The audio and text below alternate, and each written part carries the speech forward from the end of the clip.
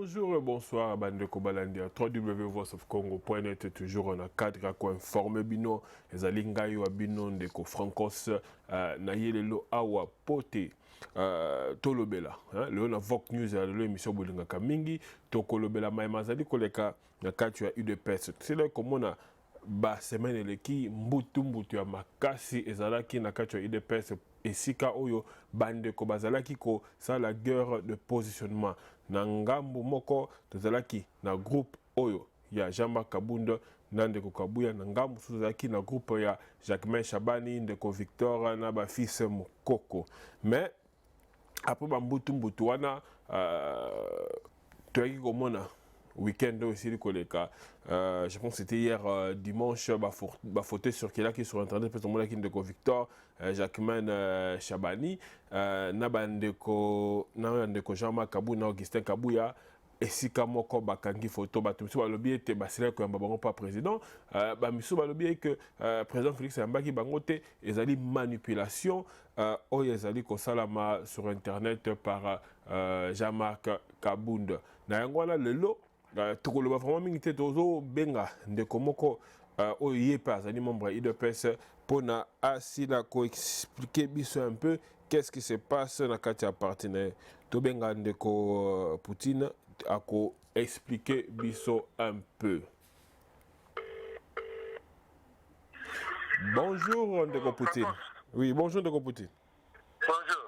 Ndeko Poutine tozana émission na biso Vox Live pardon Vox News na Vox News lelo to bengi o poto solola makambo ezali koleka na UDPS to sila komona ba réaction na yo sur ba réseau na makambo yo elekaki surtout photo oyo ya Jean-Marc Kabunda na Jacquemain Shabani bakangaki okoko biso d'abord qu'est-ce qui se passe dans la UDPS?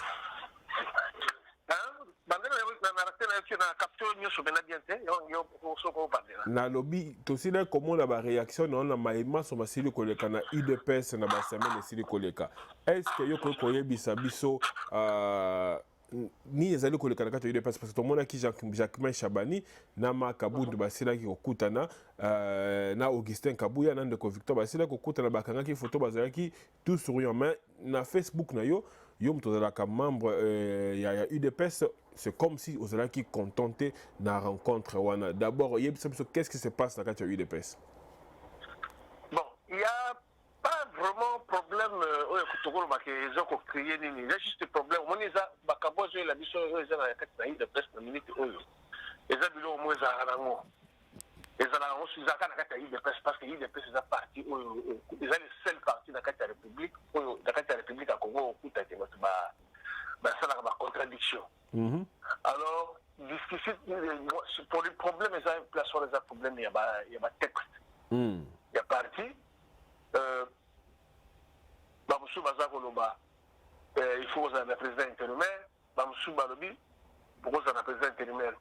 Mais surtout, zombi sikoyo, dans le cas d'espèce, il y a dans le texte, les gens ont un problème, ils vont se poser. Parce que, le texte soit Salamaki, c'est comme on n'était pas, on n'avait pas préparé, on n'a pas été sûr que pour accéder au pouvoir. Vous comprenez? Donc les équipes m'ont dit numéro tout c'est comme ça parce que sur Otali en 2010, tout est parti à partir de 2010 parce que dès tout ça qui premier congrès Nabiso avant les Tangwana papa et dans les présidents qui nous ont en vie. Voilà. Il s'est fait que les Alaki n'a pas article nous suspend toqué dans congrès.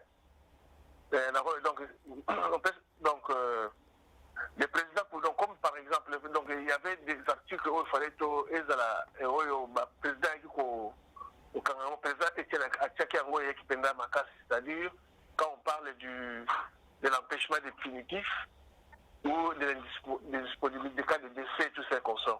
Mais là, on a posé une incompréhension.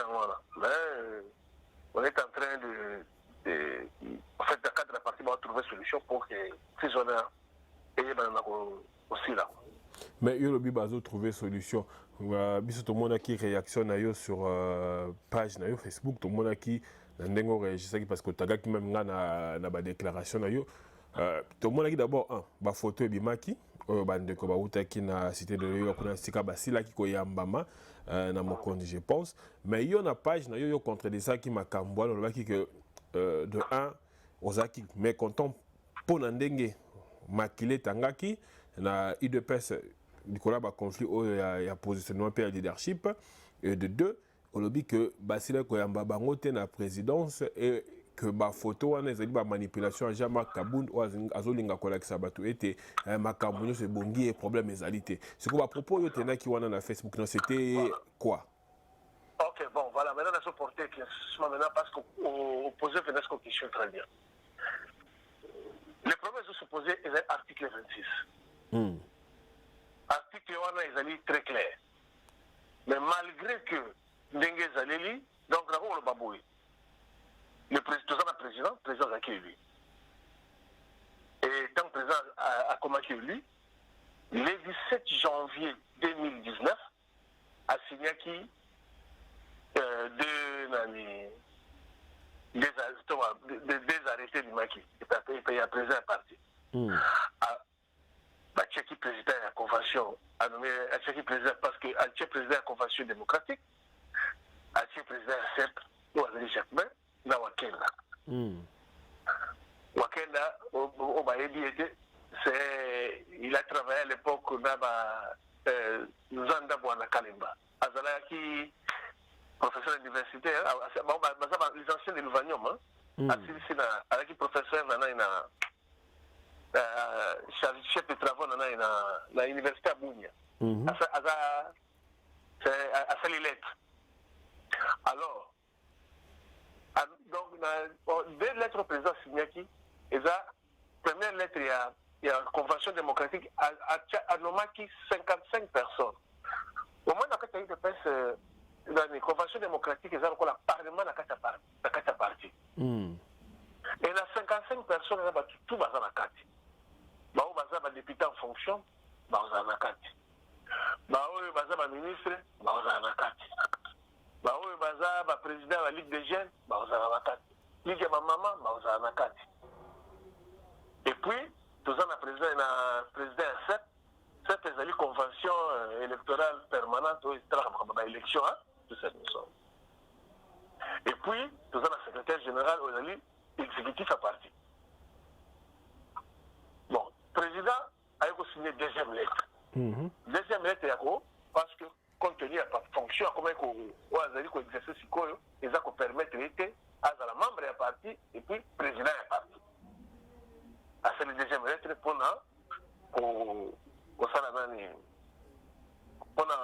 intérim. Oui, ça peut être vrai que le président pouvait commettre une erreur dans sa bonne foi, mais quelle est cette erreur qu'on ne peut pas corriger? Quand la décision d'intérim est sortie, les gens ont réagi. Les gens ont réagi. Mais vous remarquerez que cette réaction est due contenir l'article 26. Dans les cas de figure, n'étant pas prévu dans les statuts, donc c'est évasif, empêchement ou bien indisponibilité. Le vrai cas du président de la République, le vrai cas, donc c'est-à-dire le vrai cas du président du parti à la présidence et de la République, en même temps, le constituant de l'UDPS n'avait pas prévu, pas par mauvaise foi, mais humblement, ne croyait pas à la victoire un jour.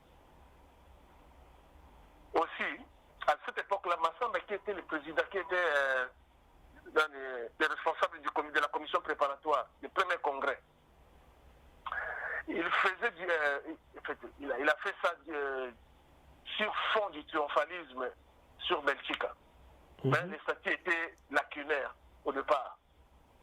Mais raison pour laquelle le frère président avait jugé bon de modifier l'autorité. Le président, vous avez appris ce soir, le président a modifié l'autorité. Tout ça a évité de façon que, dès qu'on se retrouvait, la situation où il y a qui est sur le président à cause de l'empêchement, nous tout le monde et le secrétaire général a commencé à saigner. Tu vois, il saigner dans la part. En otage. Vous comprenez? Donc, et locaux est fait tellement bien, à tel point que les lots, et même dans tout comme une position photo, je vais me prendre même non, pas de statut, tout ça qu'on sort, la présidente intérimaire. Mais ce qu'on a en défaveur, je vais te dire pourquoi on a en défaveur. Pourquoi? Donc, il y a une élection sénatoriale, non, un gouverneur, non? Et on a dit que l'élection aussi un gouverneur, ils ont qui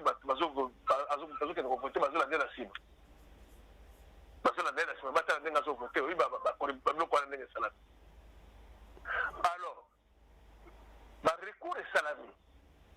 Tant que ça recours à la Cour constitutionnelle, il faut que ma statut d'abino, Namutu Oyoyo, Azali mandaté pour la signer. Donc, il y a un statut, et donc, ça va la réclamation, président Nabiso. Le président, c'est le président intérimaire Kaboul. À côté de ça, si lettre on a banane n'est pas avocat, mais la Cour suprême va rejeter en haut pour défaut de qualité. Et d'une situation de moko, na il failli le temps à quelqu'un qui n'a l'élection présidentielle. Voilà. Donc, ce qu'on trouve une situation même dans l'élection municipale, tu vas te présenter par des arrêtés. Défaut de qualité, tu vas parce que tant que va enregistrer lettre et sous-cadre au signé, il y a aussi en tant que président intérimaire. Pas tant au signé, candidat sur les anamailles. Vous comprenez? Donc, il faut arranger de toutes sortes de facteurs cette situation. Alors, l'article 26, on parlait que non, il faut que le directoire est salam. Tu vois, d'accord que le directoire est salam. Kaboun, tu vois, été avant Diwana. Et avant Diwana, convention démocratique avant Diwana. Basala Moussala ensemble. Va gérer ensemble. Oui. Va gérer ensemble. Il y a un bon esprit là, le président était là, Tikaki. Alors, il y a des autres présidents. Il faut tout ça l'audit. Audit n'est pas se poser problème. Maintenant, il est vendu audit. Donc, audit, ça, alors, non, ça là. On dit président Félix a flatté terre. Ce qu'on a dit, c'est flatté de même. Tu as flatté de même. La flatté de la Congo va émêler. Tu télémêler de façon que tu zonges la légalité. Alors, par rapport à eux, il y a des photos, et on a commis, et je pense que c'est ça la réalité. Le président a bien fait groupe à 7 dans la convention démocratique. Vous comprenez? C'était le 11. Il y a moi, il y a semaine, le 11. Il y a 48, il y a 21. Le 11. Merci au président, il faut savoir que l'audience c'est le taki. Il y a très important. Il y a moyen de faire les arrêter. Le protocole est que non, président, a dit qu'il y a Mabango et les jours suivants parce qu'il y en a eu. Maman Bazo n'a pas dit, pas directement. Mais j'ai mal quitté mon hôtel, mais je vais vous comprendre? Jean-Marc na Kabouya bazaki na rendez-vous te. Bazaki na rendez-vous te pas président. Brrr va apparaître gamo. Et donc apparaître na bango na bakutani siko Jacquemin au Wakenda. Pas passer d'une beauté. Jean-Marc Wileli on a tous en photo.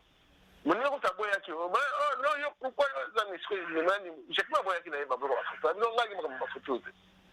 Non pourquoi là ce qu'on t'a dit dans ma photo, on a tellement de papa, on a pas. Ou quel est-ce que tu sais quand on dit ça comme ma photo, Anna? Vous comprenez? Ma quand il y a photo où on est, il y a la musique. Mais bref, mais quand on a une photo, mais il y a une photo qui est dans les médias. Or, bango tant que je vais faire, Kabouya n'a ni tant que Kabouya n'a Jean-Marc n'a pas Django. bango bazaki na idée na bango il est temps bazwi yango bafozi bafoto wana naye balarge yango bango bafanda kaka boba me batango batelefone bino bokutana na etat président oh non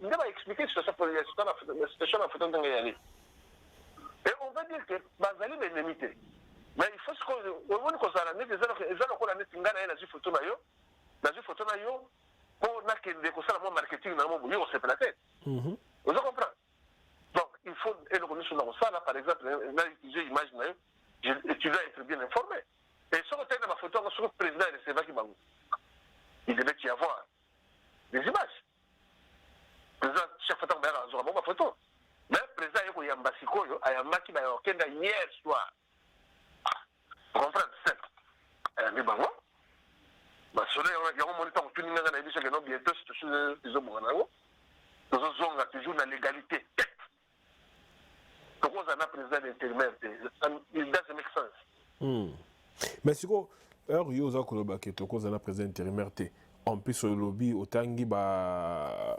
3 comment dire président convention na oya électoral ouais otangi bango nyonso na jamais comme il faut pas diriger ensemble mais surtout tel que même texte on a texte dans le baquet faut pas diriger pendant 30 jours en même temps pas préparer pour naba congrès oui exactement si qu'on soit préparer congrès na congo na borokende ekoya kobimisa président asika oui siko bato baza ko oui bato baza ko défendre kabunde bango baza ko lobake bino bato boza ko telema pona ba texte en vrai eza agenda na bino caché pour ne pas empêcher président Félix azonga na tête ya parti soki mandat na ya président Cécile au moins hein soto sola va venir bien vous comprendre on dit des personnes les awana il des personnes qui basé na état de droit état de droit ils ont beko et faut tout la dans beko pour dans le sentiment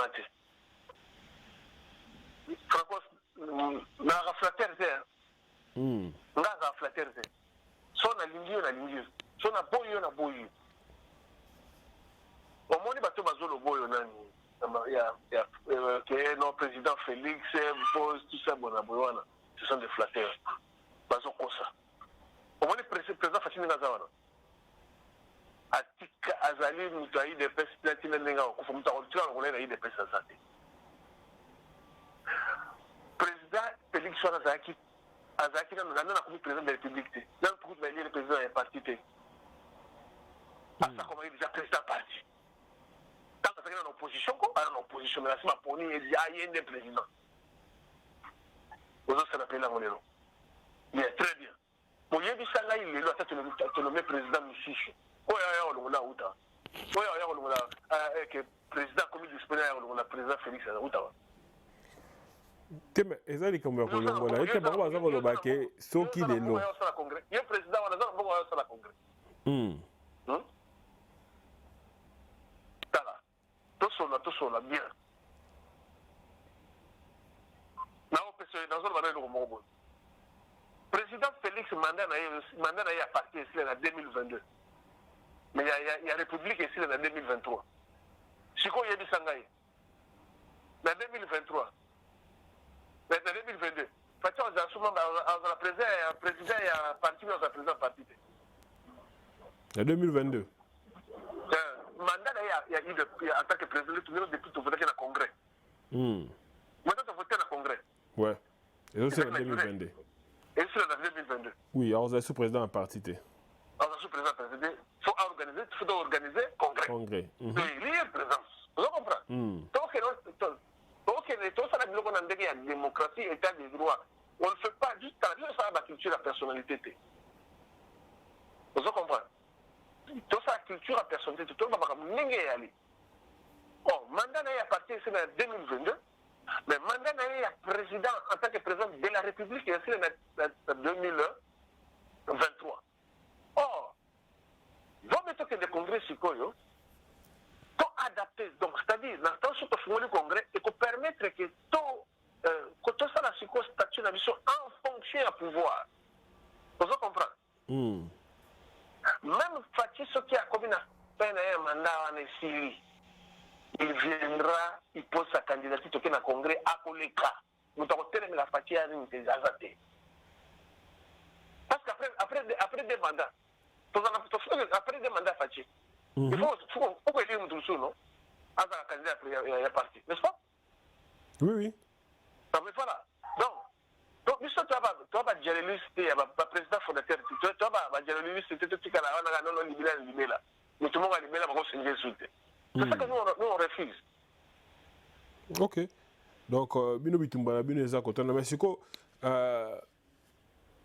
solution malamu kozala nini pona makambo ndenge komi yo moko sele komona bandeko ndenge bazala ko babundaki bamakile tangaki même ba fils mukoko bato babundi mingi na kati ya UDPS babeta maki donc ça dit que image ya parti oya bino bato bazali kochola pe koseka bino siko pona yo na temps otokomi parce que ça mot critique parce que yo zo critiquer pe ba oyo bazali ko kamba parti na temps otokomi ba msu baza ko senga moto ya Jean-Marc Kabunde ko ya pona yo oza ko se situer wapi est-ce que Jean-Marc Kabunde a ko gérer na bande ko na to Jean-Marc Kabunde il faut quoi ya bon ok merci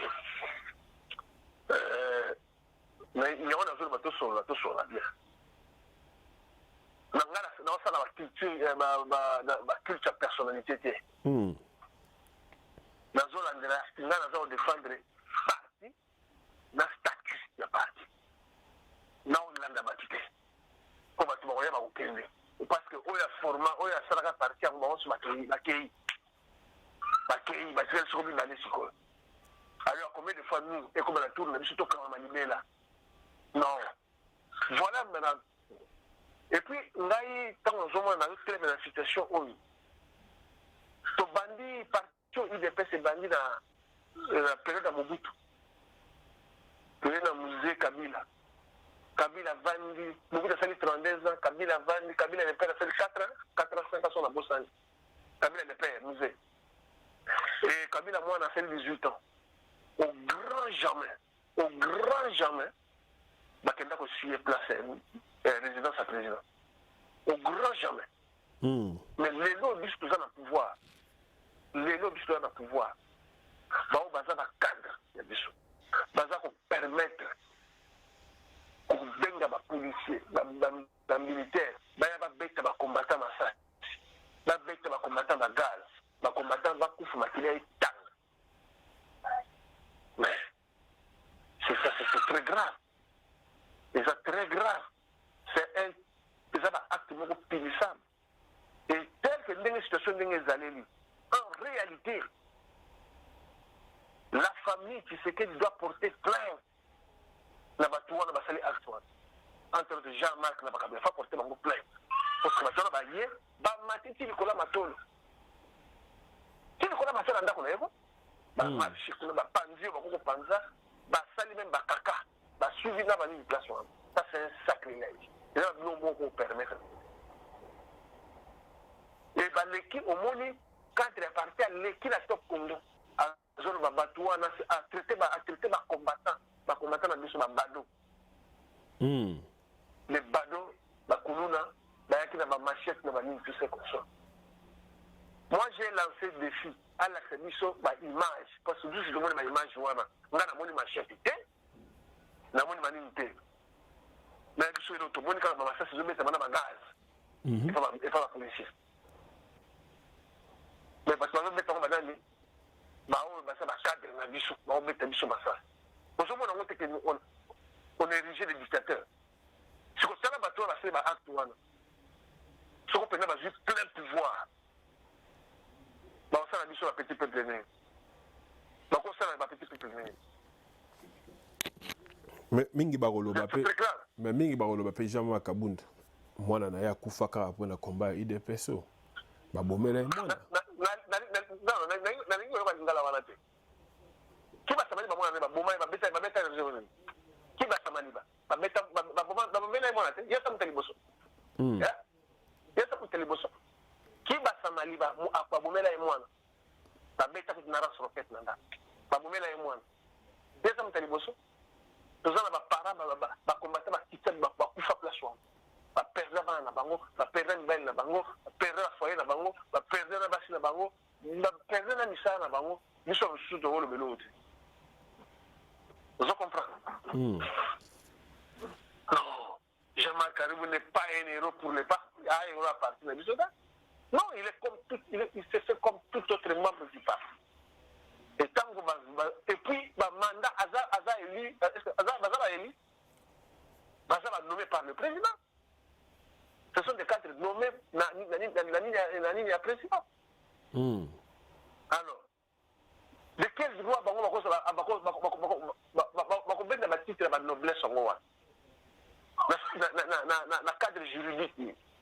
Bon, non, pour moi, c'est-à-dire, moi, à perdre moi, et je comprends, je compatis ça, activement comme appel, c'est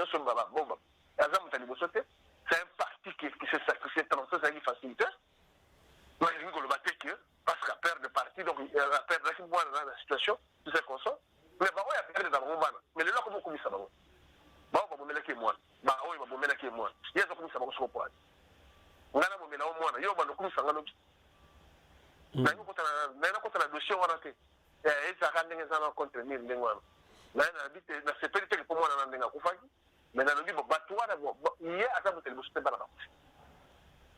Vous comprenez? Bon, moi, je jour avant, jour avant, mais c'est un peu conflit. Donc, moi, je suis moi, donc, moi, on a plus d'importance, c'est-à-dire, ils ont permis de ma privilège. Moi, j'ai dit, non, FCC, Bouenabo. Voilà ce que je vais. Donc, selon toi, pour Nayo, solution à Malam, solution Oyo. Solution à Oyo, vous comprenez? Solution à toujours qu'il y ait le congrès. Alors, on a dans le bien aussi, donc le congrès. La 30 jours, donc le congrès. Tant que le congrès, tu peux lire le président. Donc, c'est la texte, donc on adapte à la situation actuelle. Vous comprenez? Parce que tant que si on va très bien dans le sens que tant que mandat est président, en tant que président de la République aussi là, mandat paye à président à parti aussi là, président Fatia a posé là, on a des mandats là. Oh, on a aussi un flatteur. Oh, bah ça, on a un clientélisme là, qui est dans le pays, ça, on a pas mal d'angombe. Or, juste avant l'angombe, juste avant légal, toujours sauvegarder, il y a parti. Ma valeur. Ma valeur, il y a parti. Vous comprenez, on a dans le bloc de ce mais le moko parti et Kozala et les alliés indivisibles. Parce qu'il n'est pas ce qu'on fait pour Jean-Marc Aboud. Jean-Marc Aboud, ailleurs, comme tout autre secrétaire général, a zappé à l'Ibosopété, paye à Soukate. Et au moins, on est ça, Moutou, Bonakata, il de presse. Son moi déjà secrétaire général comme Kablo, wow, Kokene Mangwana, Kanama Fou, les Arabes Kabou. Mais Mavung est différent parce que Mavung Bazara un impérium. Jean-Marc Aboud a un impérium, il a un pouvoir, il a la police, il a un soutenir rien. Bon, il y a ce qu'on a mais là, c'est tout à la au lieu de fonctionner d'abord, peut-être dans la langue, on va comprendre. Jean-Marc Aboud a le premier vice, il est député, premier vice-président, il y a parlement. Au lieu de voler, il y a signature avant de régler par jour. L'ombre à Moussala, à vous d'abord, on a tant de parti en et puis partir d'une idée de presse. À cela qu'on a même sans parlement, à tant combien de régions de la République? Combien de régions de la République à la province? Excusez-moi, comment ma province, combien de la République? Des points avec quoi? Vous comprenez? Les autres sont à 26. Il faut tambola. Vous en avez parlement. Il y a avant de séance à parlement, que ça a matinée politique. Batouana, mais je vous dis, les actes impardonnables. Je dis bien ça m'engage moi. Il faut pas un parlement début, dans une école du parti, pour un recyclage. Il y a des gens qui vont gérer l'affaire de l'État. Ok. Voilà. Merci beaucoup Ndeko Poutine. Nabandi bandeko basi kolanda biso bosi koyoka argument Ndeko Poutine. Nabandi to banda ko benga de temps en temps ceux qui sont dans makambo. Il y a UDPS pour partager parce que IDPS c'est-à-dire parti au bazali na pouvoir et comporter pas na on ndenge bazali ko se comporter na kati ya Congo pays na kati ya pouvoir to ko banda ko discuter yango ya mingi awa donc ndoko Poutine yo o banda ko zala na biso de temps en temps mon à la fin votre kabone zali et mon à la fin zali que situation que j'ai presque décanté déjà IDPS au congrès et na congrès on a to babongisi statut makamtu pona congrès za pona koluka pona statut puis koluka pas koluka pona ko ça système ya ko gérer ensemble vous comprenez et c'est que mutu moko boya et tout ce qu'on sort et s'il faut pas s'il faut parce que to arriver na wana to élire président pour adapter un système pour pouvoir tout ça dans le siko tant que mandat ya président ils a aussi là il y a mutu na président aussi vous comprenez tant que mandat ya président de président c'est le président aussi tant là siko par exemple sur to bali to ke no ga ndengo wana président mandat il y a parti bon normalement article 96 il y a article 96 il y a constitution et ça va le président ça membre était mais à outil de parti de toutes les façons azali juste ça na autorité morale nous a gardé na autorité morale de la parti nous a gardé na référence azali référence à parti vous comprenez azali référence le président Félix azali référence à parti alors la référence là tant mandat na ils aussi là il y a OEP toujours tout ça aussi là pas directement donc on la situation normale on lui a recréé je ça n'a pas ce parti qu'on a eu de presse makile tangandeng c'est un moment où tout kana ko tangana suite mais rapidement que motuna moko ya bango poto kabana mais ce qui président Bokozo na il a changé ba texte pour na ko sala président Félix azonga surtout bo sala ni tala au moni de presse président a changé texte ndenge parce que pour na changer texte il faut venir au congrès wana yo venir ça na moni mais je suis OK président Félix a commencé déjà avec une opposition, mais comment déjà président parti avant que tu vas élire.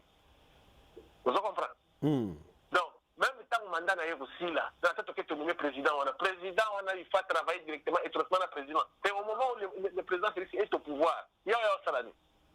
Il est là juste seulement pour gérer le parti, c'est fini. Juste pour aider à gérer le parti. Tant que ton mandat est président aussi en 2023, donc que le congrès n'est pas président a tenu Libane, on les gagne sans problème. Donc rôle les alaga le rôle les gens Kabound il y a intérim mais c'est pourquoi vous avez ça Kabound? Non on est ça au moins d'abord le congrès. On va arranger le texte bon ça va texte. Vous comprenez? On va changer le statut pour adapter le statut dans la situation actuelle parce que baka on les a dit pour éviter tu vas te pouvoir. Vous comprenez? Tout à fait toujours dans Bitumba, il y a état de droit. Et le quand tu dis état de droit, il y a un moment de très bien comme un texte. Juste autant, la culte à personnalité, tu vois, toujours combat la qui est basé sur l'état de droit, c'est-à-dire la texte. Merci beaucoup. Même on a la télémine des textes. Merci beaucoup. Merci beaucoup de Poutine. Na bandi bande ko bosi ko landa biso na Vogue News allo.